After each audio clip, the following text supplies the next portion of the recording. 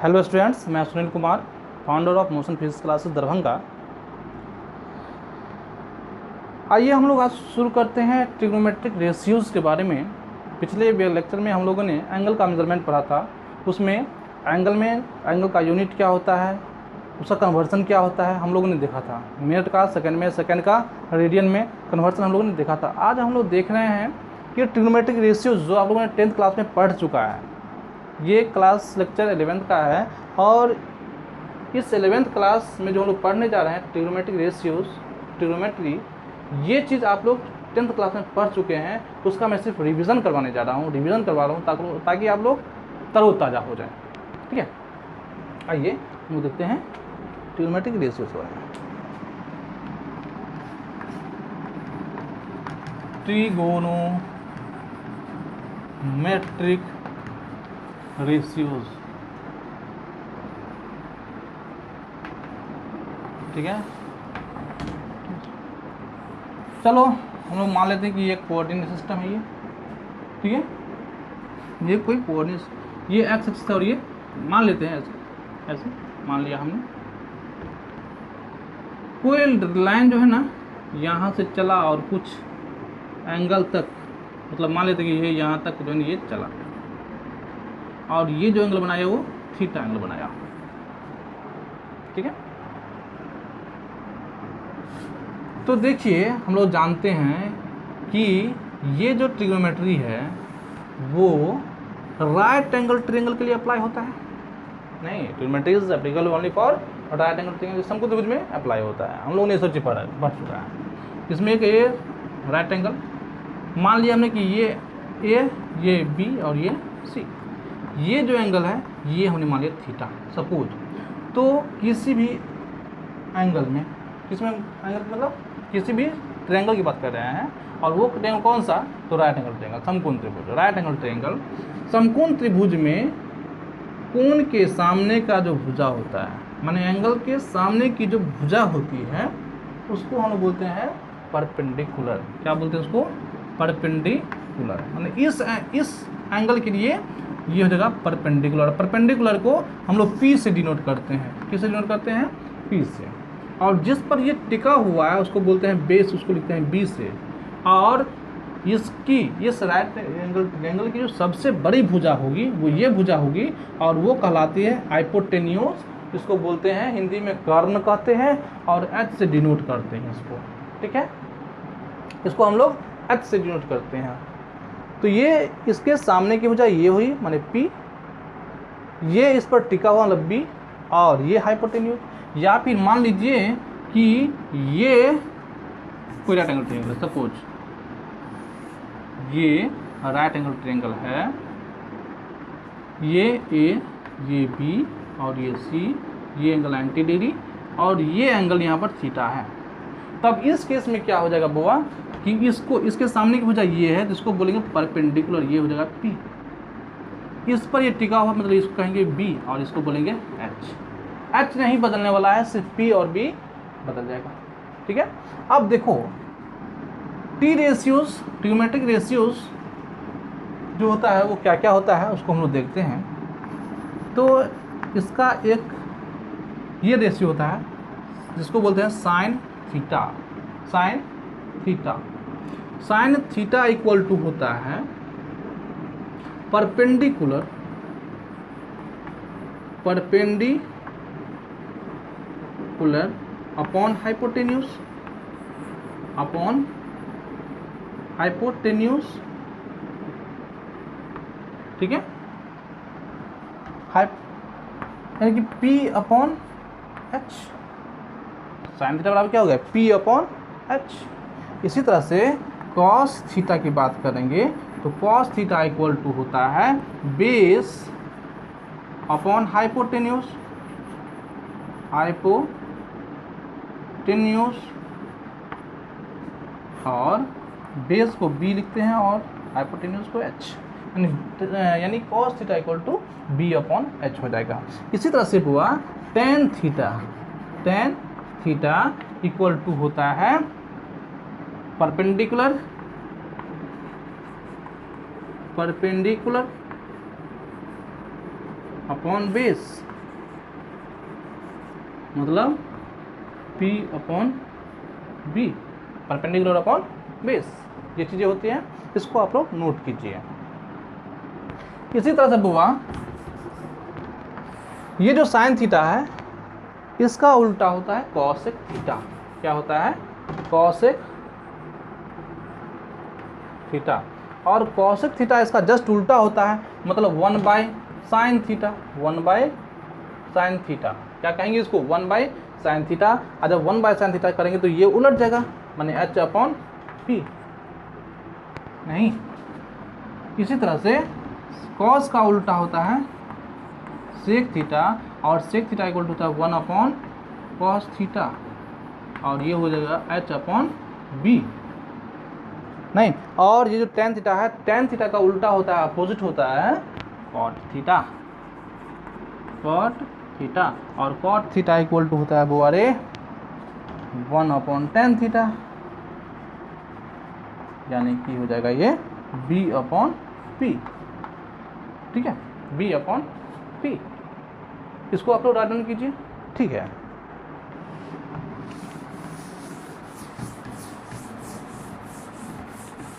ठीक है।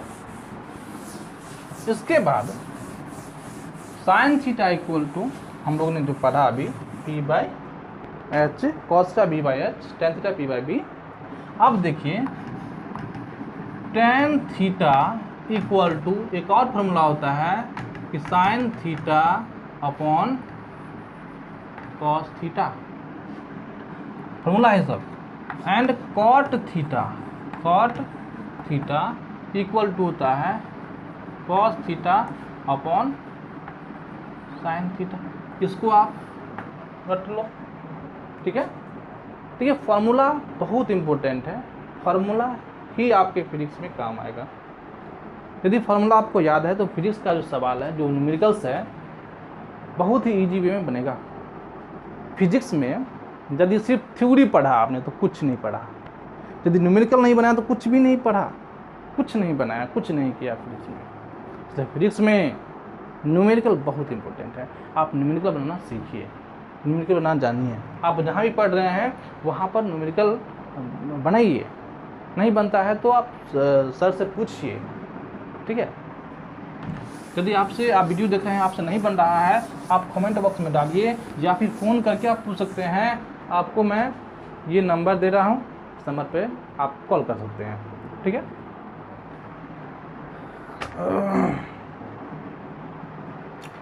चलिए अब देखो बुआ,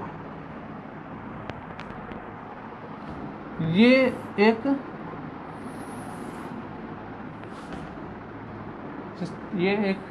कोऑर्डिनेट सिस्टम है जिसमें एक्स है, ये वाई है। मैंने मान लिया नहीं, एक्स और वाई के बीच में जो ये चीज़ है इसको बोलते हैं क्वाड्रेंट, क्वाड्रेंट, क्वाड्रेंट, क्वाड्रेंट। इसको बोलते हैं फर्स्ट क्वाड्रेंट, प्रथम पद। हिंदी में कहते हैं प्रथम पद, प्रथम पाद नहीं, फर्स्ट क्वाड्रेंट, क्वाड्रेंट।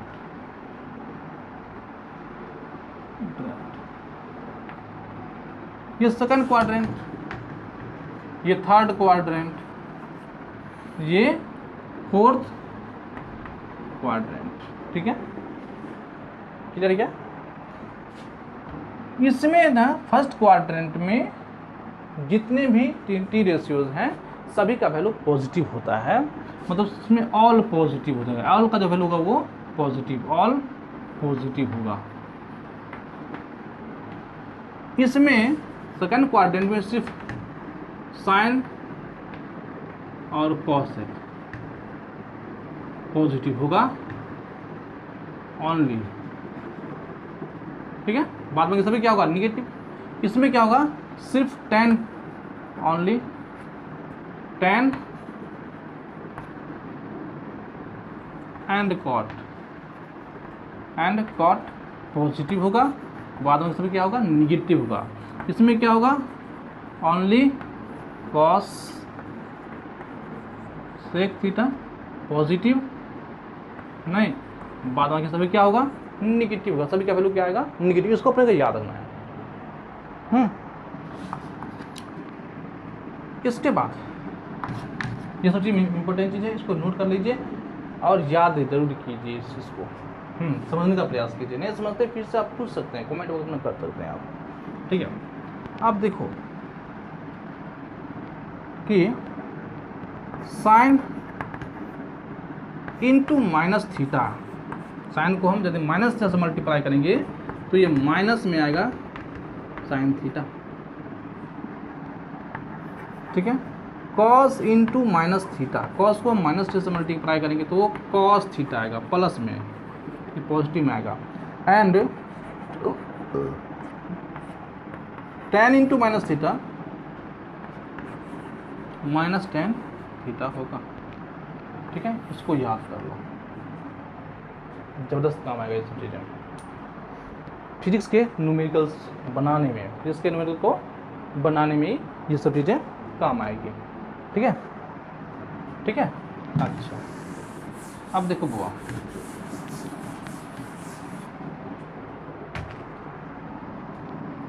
फार्मूला याद करो। अब देखो ये फार्मूला मैं लिख रहा हूँ, उसको जरूर याद करो, ये बहुत इंपॉर्टेंट है। Sine 90 minus theta equal to होता है कॉस थीटा। अब यहाँ ध्यान दो, साइन 90 माइनस थीटा किस क्वाड्रेंट में आएगा? 90 में से कुछ घट रहा है, किस क्वाड्रेंट में आएगा? फर्स्ट क्वाड्रेंट में, और फर्स्ट क्वाड्रेंट में जो भी वैल्यू होगा वो किस में आएगा? पॉजिटिव में आएगा। यानी कि ये क्या होगा, ये कॉस का जो आएगा वो पॉजिटिव में आएगा, ठीक है। Cos into 90 minus theta equal to होता है साइन थीटा। पॉजिटिव की निगेटिव, तो पॉजिटिव, क्यों? क्योंकि कॉस का value 90 minus theta, 90 minus theta किस में हो रहा है? ये किस में आ रहा है? ये फर्स्ट क्वाड्रेंट में आ रहा है, मतलब ये फर्स्ट क्वाड्रेंट में ये है। जब फर्स्ट क्वाड्रेंट में ये है तो इसका वैल्यू क्या होगा? पॉजिटिव में होगा, ठीक है। ये साइन थीटा है। इस तरह से बोले tan 90 माइनस थीटा, ये वैल्यू है, ये बहुत इंपॉर्टेंट चीज़ है, इसको याद कीजिए। tan 90 माइनस थीटा क्या होता है? Cot theta. पॉजिटिव में कि निगेटिव में? तो पॉजिटिव में, क्यों? क्योंकि कॉट 90 माइनस थीटा किस में आ जाएगा? ये फर्स्ट क्वाड्रेंट में आएगा, इसलिए इसका वैल्यू ये होगा। अच्छा अब ध्यान दो आप लोग, साइन 90 प्लस थीटा, अब ध्यान दो, साइन 90 प्लस थीटा होता है कॉस थीटा, लेकिन पॉजिटिव में कि निगेटिव में? 90 प्लस था किस में आ जाएगा? ये इस क्वाड्रेंट में, और इसमें साइन और कॉस का वैल्यू क्या होगा? पॉजिटिव, तो ये वैल्यू क्या हो जाएगा यहाँ पर? पॉजिटिव हो जाएगा। अच्छा इसके बाद कॉस 90 प्लस थीटा, इसको ध्यान दो, 90 प्लस थीटा है तो 90 प्लस थीटा कॉस का जो वैल्यू 90 प्लस थीटा में होगा वो क्या पॉजिटिव में कि निगेटिव में? अब देखो कॉस 90 प्लस थीटा किस में आ जाएगा? क्वाड्रेंट में, सेकंड क्वाड्रेंट में। किस क्वाड्रेंट में? सेकंड में। अब सेकंड क्वाड्रेंट में सिर्फ साइन और कॉसेक पॉजिटिव होता है, बाद में सभी का वैल्यू क्या होता है? निगेटिव, मतलब इसका जो वैल्यू आएगा वो निगेटिव में आएगा, और कॉस का वैल्यू क्या होता है? साइन होता है, लेकिन किस में होगा? माइनस में होगा। इसको ध्यान देना है बुआ, माइनस साइन थीटा। इस तरह से tan 90 plus theta equal to क्या होगा? tan 90 प्लस थीटा किस में आ गया? सेकंड क्वाड्रेंट में, और सेकंड क्वाड्रेंट में सिर्फ साइन कॉस पॉजिटिव होता है, बाद बाकी निगेटिव, इसलिए इसका हो जाएगा माइनस में कॉट थीटा। क्लियर है? इसको आप लोग वीडियो को पॉज करके राइट डाउन कीजिए और याद कीजिए।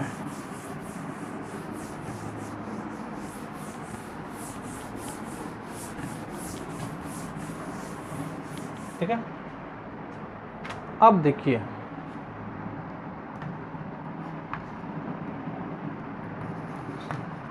Sign 180 minus theta cos 180 minus theta. Sine 180 minus theta का जो वैल्यू होगा बुआ रे, तो साइन थीटा ही होता है लेकिन पॉजिटिव में कि निगेटिव में उसको ध्यान दीजिए। तो 180 माइनस थीटा, 180 डिग्री कहाँ से कहाँ तक, तो यहाँ से यहाँ तक ये जो डिग्री होगा ये 180 होगा, और इसमें से कुछ घट रहा है, किस क्वाड्रेंट में जाएगा, सेकंड क्वाड्रेंट में जाएगा, नहीं सेकंड क्वाड्रेंट में जाएगा। तो सेकंड क्वाड्रेंट में यदि जा रहा है तो सेकंड क्वाड्रेंट में साइन और कॉस तो पॉजिटिव होता है, मतलब इसका वैल्यू क्या होगा, पॉजिटिव में होगा। अच्छा इसका वैल्यू बताओ, ये कॉस 180 माइनस थीटा, तो 180 माइनस थीटा मतलब किस क्वाड्रेंट में जाएगा, तो सेकंड क्वाड्रेंट में जाएगा, और सेकंड क्वाड्रेंट में साइन और कॉस किससे पॉजिटिव होता है, बाद में सभी क्या होता है, निगेटिव होता है। इसलिए इसका जो वैल्यू होता है वो तो कॉस में होता है, कॉस थीटा ही होता है, लेकिन किस में, माइनस में। इसी तरह से tan 180 minus theta equal to क्या होगा, माइनस tan थीटा ही होगा। इसी तरह से sin 180 प्लस थीटा ये क्या होगा, किस क्वाड्रेंट में आ गया, आप देखिए 180 प्लस थीटा किस क्वाड्रेंट में आ गया, थर्ड क्वाड्रेंट में, और थर्ड में क्या होता है, tan और cot से पॉजिटिव होता है, बाद में सब क्या होता है, निगेटिव। इसका वैल्यू होता है sin थीटा, किस में होगा, माइनस में होगा, नहीं थर्ड क्वाड्रेंट में आ गया इसलिए क्या होगा, इसमें माइनस लग जाएगा। अब इसी तरह से cos 180 प्लस थीटा है तो ये इक्वल टू कॉस थीटा होता है, लेकिन माइनस में कि नहीं प्लस में, तो माइनस में नहीं। इस तरह से tan 180 प्लस थीटा दिया रहा है तो क्या करेंगे हम लोग, ये tan थीटा ही होता है, लेकिन पॉजिटिव में कि निगेटिव में, तो पॉजिटिव में। क्यों पॉजिटिव में, क्योंकि 180 प्लस थीटा थर्ड क्वाड्रेंट में आ गया, और थर्ड क्वाड्रेंट में tan cot का वैल्यू पॉजिटिव होता है, इसलिए क्या होगा, ये ना होगा। ठीक है, क्लियरली।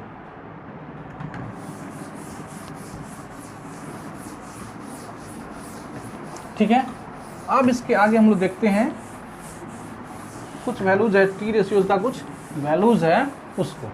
ठीक है, ठीक है, टी रेशियोज का कुछ वैल्यूज है उसको देखिए, हम लोग देखते हैं।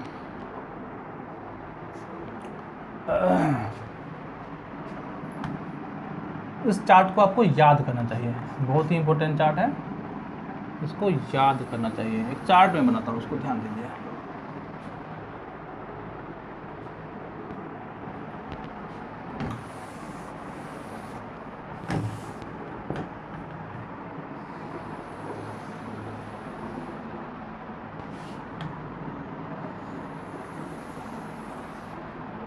ठीक है,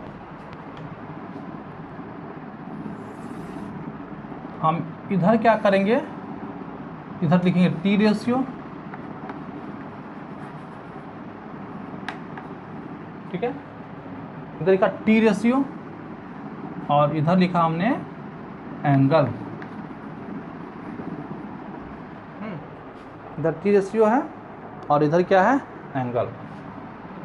ठीक है, ध्यान दीजिए आप लोग। हम 0 डिग्री से शुरू करेंगे, 0 से 30 पर जाएंगे, फिर जाएंगे 45 पर, ठीक है, फिर जाएंगे 60 पर, ठीक है, फिर जाएंगे 90 पर, फिर जाएंगे 120 पर, फिर 150, ठीक है, 180, ऐसे हम लोग जाएंगे। ठीक है, हम लोग यहाँ तक चलेंगे। अब ध्यान दीजिए, यहाँ पर लिखेंगे साइन थीटा। ठीक है, यहाँ तक। इसके बाद फिर कॉस थीटा। ठीक है, इसके बाद लिखिए टैन थीटा, टैन थीटा यहाँ तक। ठीक है,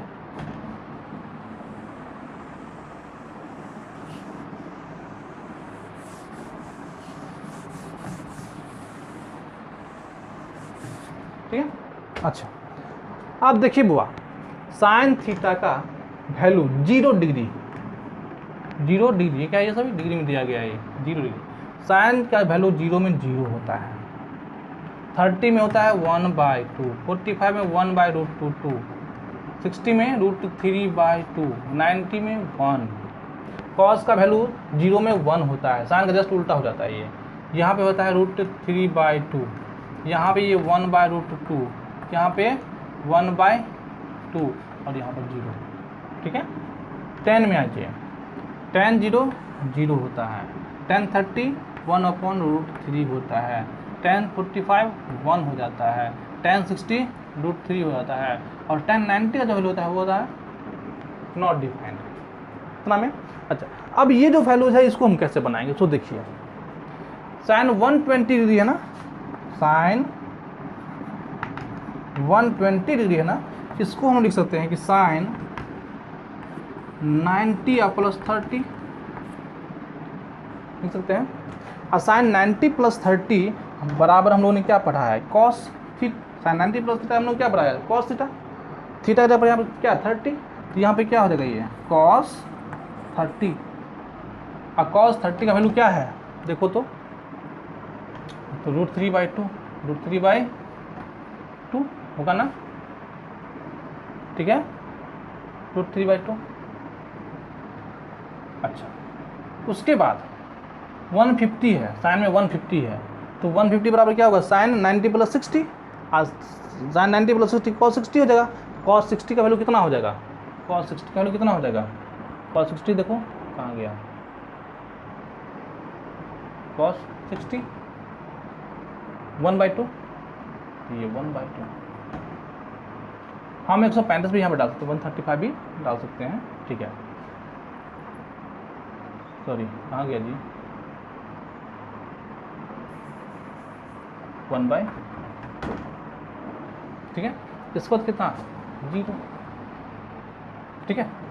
इसका उल्टा जस्ट उल्टा कर दो, जैसे cos 120 वैल्यू निकालना है तो cos लिखो 120, क्या लिख सकते हैं इसको हम, cos 90 + 30, और cos 90 + थीटा कितना होता है, माइनस में साइन थीटा, तो माइनस में साइन थीटा हो जाएगा, माइनस में साइन 30 नहीं, यहाँ पे क्या देगा, माइनस में आ जाएगा, क्या आएगा माइनस में, साइन 30 का वैल्यू 1/2, ठीक है। माइनस में कितना √3/2 नहीं, हाँ माइनस में कितना 1। देखो कितना इजी है बनाना इसको, ठीक है। इसी तरह से इसको हम फुलफिल कर सकते हैं क्या, साइन 90 + थीटा क्या होता है, साइन 90 + थीटा कॉट थीटा नहीं, हाँ माइनस में, ठीक है। इसका जस्ट उल्टा कर दो, क्या होगा, जस्ट उल्टा कर देते हैं हमको, तो इसका हो जाएगा इन्फिनिटी, किसमें, माइनस में। ध्यान दो, इसको ध्यान दो, इसका जस्ट उल्टा हो जाएगा किसमें, माइनस में, और 90 + माइनस से होता है ना, इसलिए माइनस में ये √3 कितना हुआ ना 3, 30 में कहाँ गया, 30 में सॉरी कहाँ चला गया, मैं कैसे लिख दिया, ये माइनस में √3, ये माइनस में 1/√3, और ये 0, क्योंकि 1/∞ क्या हो जाएगा 0 हो जाएगा। तो ये वैल्यूज हम लोग इसको नोट कर सकते हैं, ठीक है, ठीक है। अच्छा, आइए कुछ और भी फार्मूला है, हम लोग देखते हैं उसको, उस फार्मूला को, इसको आप लोग वीडियो को पॉज करके इसको नोट कर लीजिए। नोट नहीं भी करोगे तो चलेगा, क्योंकि आपने बनाना सीख लिया, आपको यदि बनाने आ गया, सब ये एंगल निकालने आ गया, वैल्यू निकालने आ गया, तो याद करना कोई ज़रूरी नहीं है, लेकिन हाँ 90 तक तो आपको याद करना ही पड़ेगा, 90 तक याद करना पड़ेगा, ठीक है। चलिए फार्मूला देखिए, हम लोग फार्मूला देखते हैं, sign square theta plus cos square theta equal क्या होता है 1, इसको याद नहीं, इसको आपको याद होना चाहिए कि sine square theta plus cos square theta equal to क्या होता है 1 होता है, नहीं। उसके बाद sec square theta minus tan square theta equal to भी 1 होता है। आप लोग ने पढ़ा होगा नहीं कि sec square theta minus tan square theta equal to 1 होता है। इसके बाद cosec square theta minus cot square theta, cosec square theta minus cot square theta equal to 1 होता है। ये 3 फॉर्मूला है, इसको आप रट लो, याद कर लो, ठीक है। इसको उतारो फटाफट। इसके बाद हम लोग जो आगे पढ़ेंगे फार्मूला बहुत ही इंपॉर्टेंट फार्मूलाज हैं, इसको देखिए, इसको तो याद कर ही लो। इसका वैल्यू आपके जीवन में बहुत ही महत्वपूर्ण है और बहुत ही काम आएगा ये फार्मूला सब। Sine A plus B equal to sine A into cos B plus cos A into sine B होता है, ठीक है। साइन इंटू कॉस बी बराबर क्या होता है, cos A into sine B plus sorry sine into cos A plus cos A into sine B होता है, ठीक है। उसके बाद देख बुआ ध्यान दो, कॉस ए प्लस बी का फॉर्मूला यूज करोगे। इसका फॉर्मूला होता है cos A into cos B minus sine A into sine B, cos A into cos B plus sorry minus cos A into cos B minus sine A into sine B, ये formula होता है cos A plus B का। अब tan A plus B, tan A plus B का formula क्या होता है उसको देखिए। Tan A plus B equal to क्या होगा, tan A plus tan B upon 1 minus tan A into tan B, ठीक है। ये फार्मूला है, इसको आप लोग नोट कर लीजिए वीडियो पॉज करके, ठीक है। नेक्स्ट फार्मूला देखिए,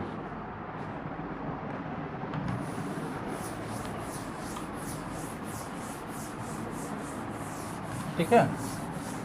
तो ये जो भी फार्मूला है इसको आप लोग नोट कीजिए, याद कीजिए। इसके बाद देखिए बुआ, साइन 2a का formula, sign 2a equal to होता है 2 sine a into cos a, 2 sine a into cos a, sine 2a equal to 2 sine a into cos a, ठीक है। अब कॉस 2a इक्वल टू क्या होता है, cos 2a, cos 2a equal to क्या होगा, ये बराबर होगा कॉस स्क्वायर ए माइनस साइन स्क्वायर ए, कॉस स्क्वायर ए माइनस साइन स्क्वायर ए। या इसका एक और फॉर्मूला हो सकता है कि 2 कॉस स्क्वायर ए माइनस 1, कैसे, कॉस स्क्वायर तो ये रहा minus sine square equal to क्या होता है, क्या होगा 1 माइनस कॉस स्क्वायर ए, यानी कि 1 minus cos square A bracket में डालोगे, जब उसको हटाओगे ब्रैकेट तो जो कॉस है वो प्लस हो जाएगा और साइन रहेगा माइनस के साथ, नहीं ये हो जाएगा। अच्छा ये भी हो सकता है कि 1 minus 2 sine square A, 1 minus 2 sine square A, ये फॉर्मूला भी हो सकता है।